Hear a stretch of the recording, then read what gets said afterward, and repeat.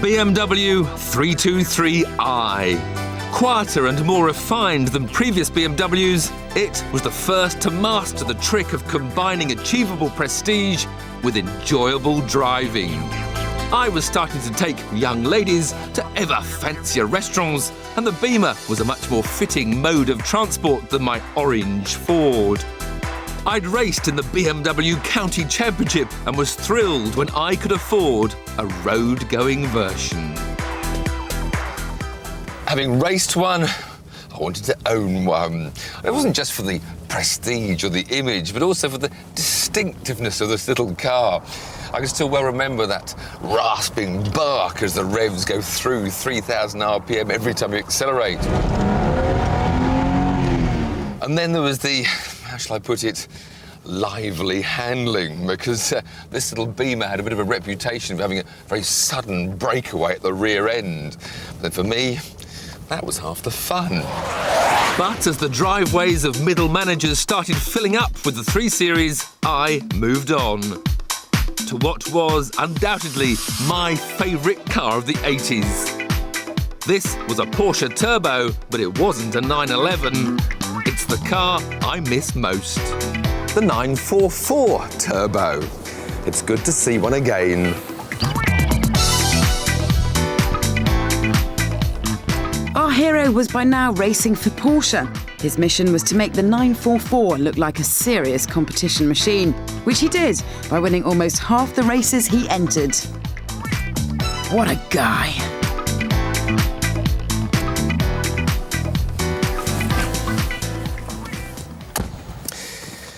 Ah, the memories come flooding back. And the first of those is the fact that the steering wheel was always too low, on your knees almost, and almost a bit too vertical. But still your thumbs were perfectly placed on the top in the 10-to-2 position. Seat held you beautifully, and you sat very low, a real racing driver's position. And the big bonus was the vast amount of luggage space, especially if you pulled the top of the rear seats down. And racing all over Europe, I could take luggage for 2, the racing kit, and for the Le Mans week, the golf clubs as well.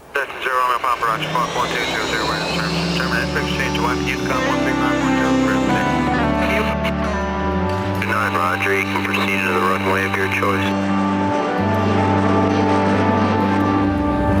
And it was on those European trips that I could really use the performance of the 944.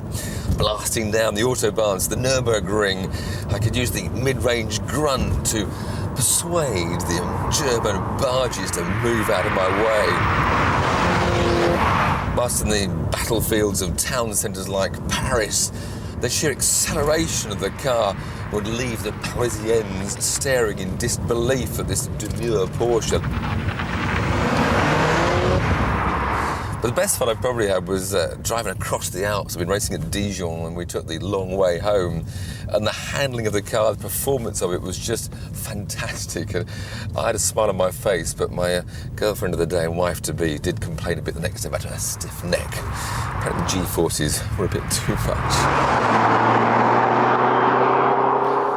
Today, a nice 944 Turbo can cost you just under 10 grand and can easily live with far more modern machinery.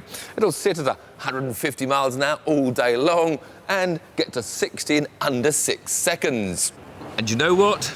I really want one again.